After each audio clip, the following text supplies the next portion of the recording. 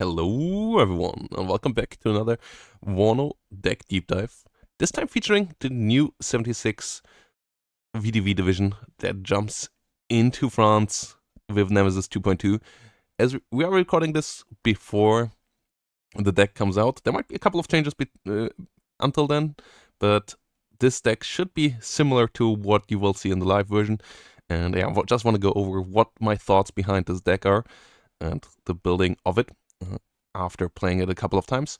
And yeah, in general, also this is recorded by me traveling, so if you have any issues with the sound or the video, which isn't 16 times 10, because I have it on my laptop, which is 16 to 10 resolutions, yeah, let me know down below if there's any issues. And yeah, let's jump right in here.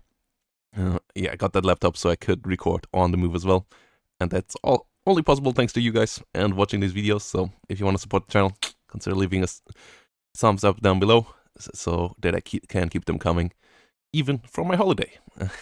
And yeah, let's start in the logistics step here, where we got 3 cards of logistics that gives you a lot of supplies with the Gus and the Luatzes, 6,000 each, so you have 18,000, so you can afford good artillery and yeah, can keep the guys coming. You have a lot of slots in this deck because you don't have to invest anything in helicopters.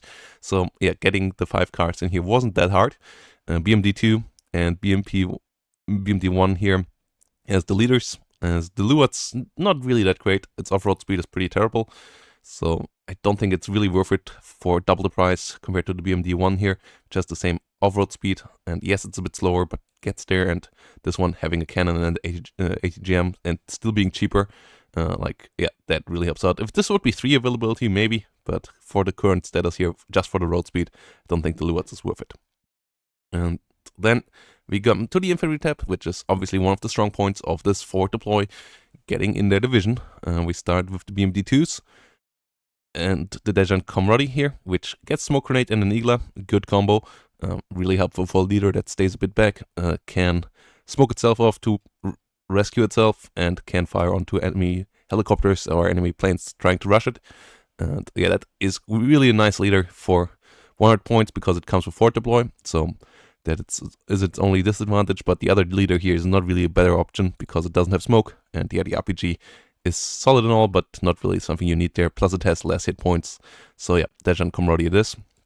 Then we have the Dejan Ujleni, which come with double RPG.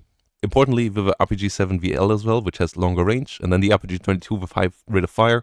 Yeah, that has only short range though, so if anything comes close by, they can hit stuff with it as well, stun stuff down quite nicely. But the RPG-7 VL is the important thing here, hitting hard. And yeah, the Dejan Ujleni, a 9-man squad with double MG as well, so a good defensive unit, really nice on the flank. And yeah, you're one of your biggest squads in the deck as well, so putting them in is nice. And yeah, then we move on to the Dejaniki BMD.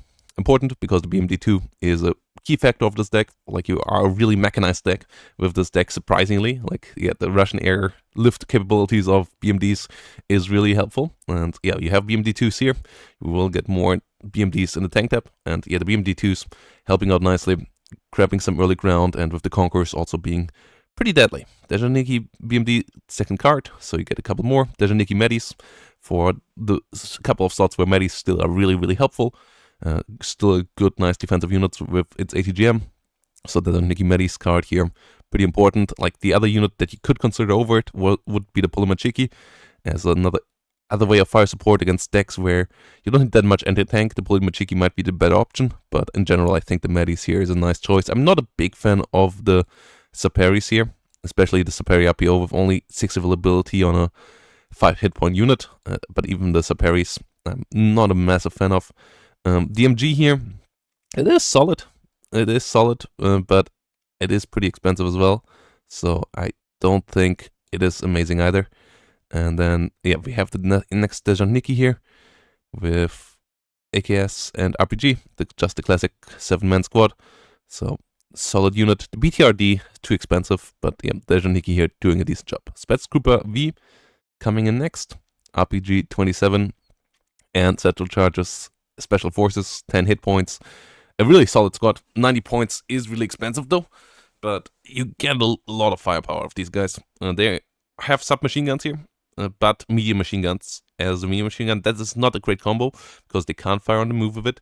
Plus, you have a minimum range of the medium machine guns. It's not as amazing as having a light machine gun here as a second weapon, which could also fire on the move. But it still gives you a lot of firepower at the 500-meter range position, which is the dream scenario for these guys. And if they get into CQC, the satchel charge compensates for not being able to fire the medium machine gun. 8 submachine guns and the satchel charge is still one of the strongest you can get into CQC. And the RPG-27 is a fantastic weapon for short-range engagements as well, so you still want to push quite hard with these guys. And 10 hit points allow for that, especially now with the rework of hit points on NATO side, with Jaegers and mech rifles going down.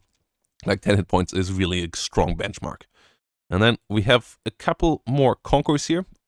So you have some more ATGMs coming around. One with the BTRD robot, slow but extra Conquerors transport, and one a bit cheaper and faster in the Luats, so that you can decide if you need them fast or if you need them with more power on the front line. And yeah, 12 extra or 18 extra ATGMs here is really helpful from the infantry tab, and the rest of the infantry units, as you have 58 infantry units in general, then gets you through the game anyway, so you don't need an extra infantry unit here in these slots in my eyes. Artillery, another strong tab, surprisingly, because both the Baby Kruts, which still are pretty cheap to reload, and if you get them close enough to the front line, 2 of them together with their 12 rockets each still do a lot of damage quickly. And quick and fast reload and cheap reload really helps them out, having a strong alpha damage. And yeah, the BM-21 V Krut here, really solid unit. And then if you need some persistent and solid damage as well, the Nonas are great, both mobile platforms as well, so you can dodge enemy incoming fire as well. And yeah, there is not really anything else to fill in, so I decided to take all cards here. And like the second card of Nona might be a bit overkill. Usually 3 Nonas are enough. 4 Baby Kruts can be nice, but you have the supply in this deck as well, so that's why I put them in here. Tank tab, that's where we got our BMD-3s.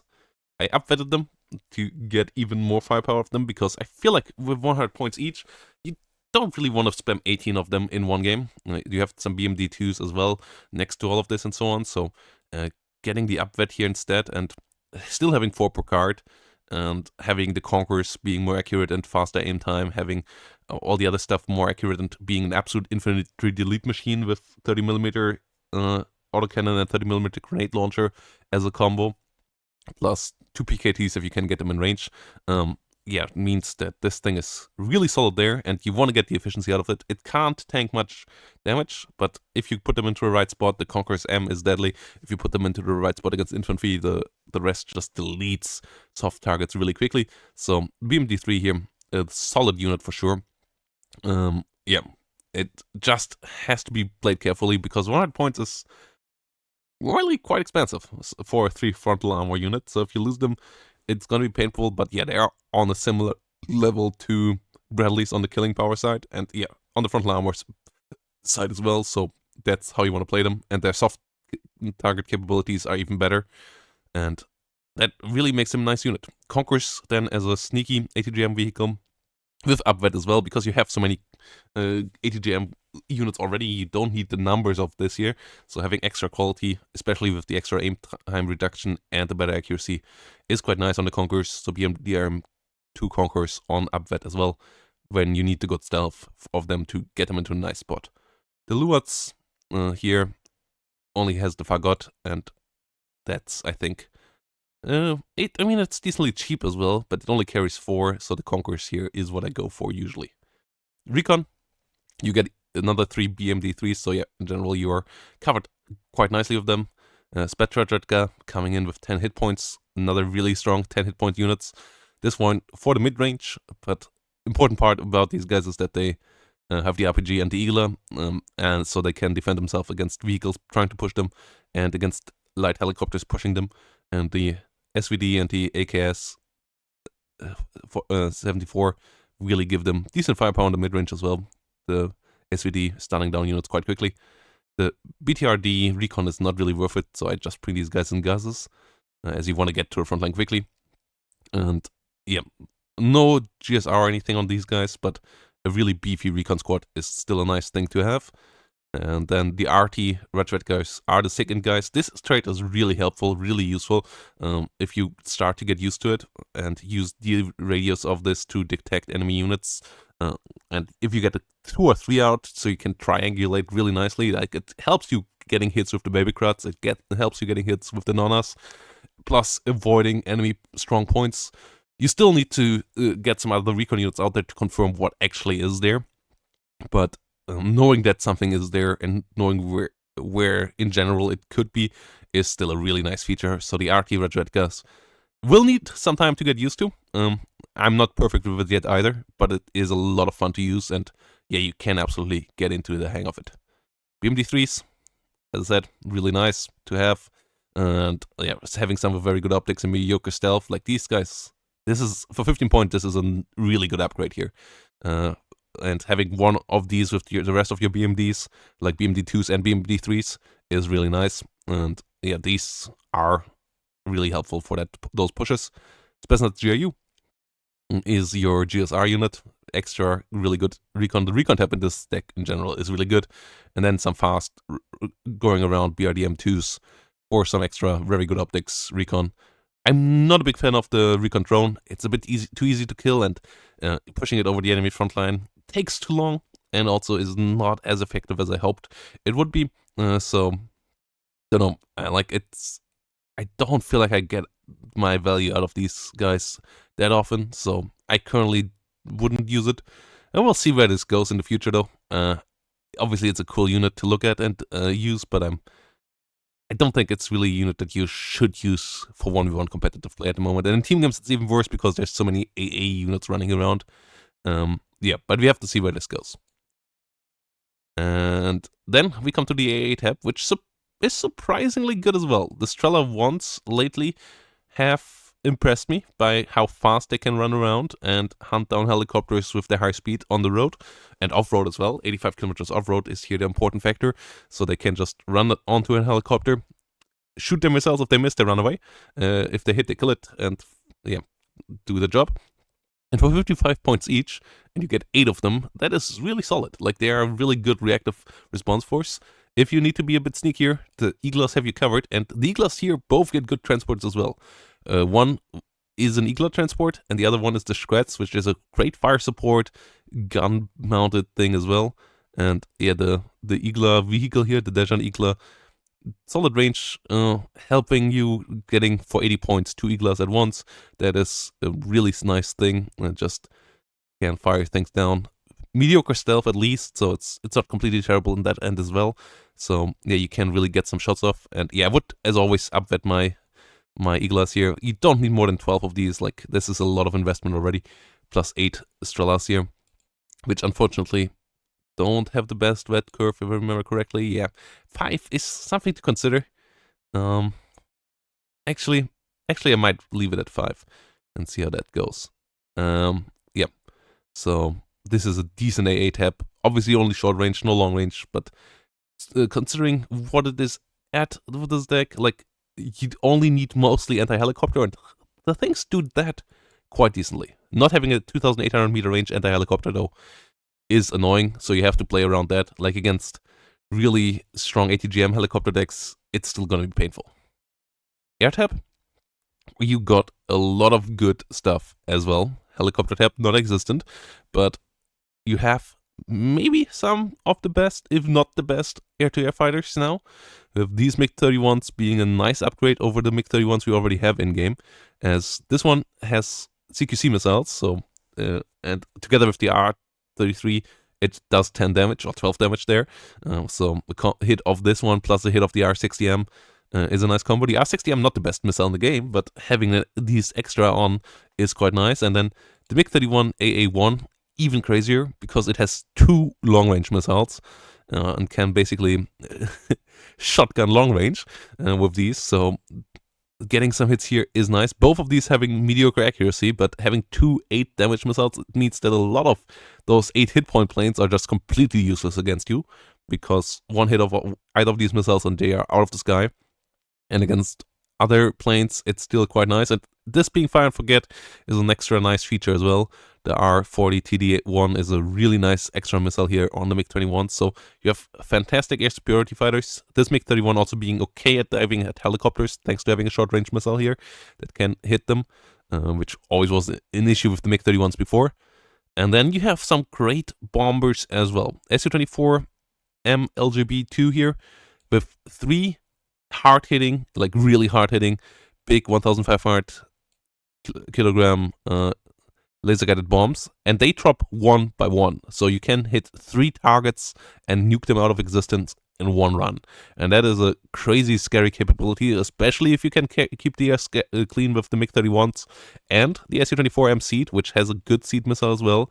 These Su-24s are really scary. In the current build we have, they still fly pretty low. I hope that gets fixed. Like there is some weird issue there. If that goes into live build, you might have to switch this out for the while until that is fixed. But yeah, the base capabilities of this plane are amazing. Su-24M 81, solid ATGM plane as well. Only having 2 missiles, but the missiles hit hard, and with fire and forget you can turn away and run away as well. The Su-24M HE, actually not that terrible either, but I want to have some more AT options here, as the LGBs can already remove a lot of other things, and you don't have really a soft target issue in this deck. You have good artillery for it, you have good infantry for it, you have good tanks for it. So, yeah, it's really the tanks that you need to deal with, so the AT1 here is the important part. So yeah, what does this deck do really well? It has a lot of strong forward deploy. It has a lot of strong anti-soft target, and it has a really strong air superiority fighter. What it lacks in is anti-helicopter capabilities on the long range and standing power in tank fights. And yeah, helicopters on its own. Like no helicopters and mediocre anti-helicopter capabilities, even though I like the AA tab, but yeah, against long-range helicopter, against high-quality helicopters, you will have an issue as well. So yeah, this is the 76 in my variant. You will find the deck code down below. It should work in the live version then as well. So yeah, hope to see you all there when this deck launches around. We will have some gameplay coming up with it as well. And yeah, I will enjoy my holiday now, and I hope you have a good day as well. Bye-bye, and have a great day.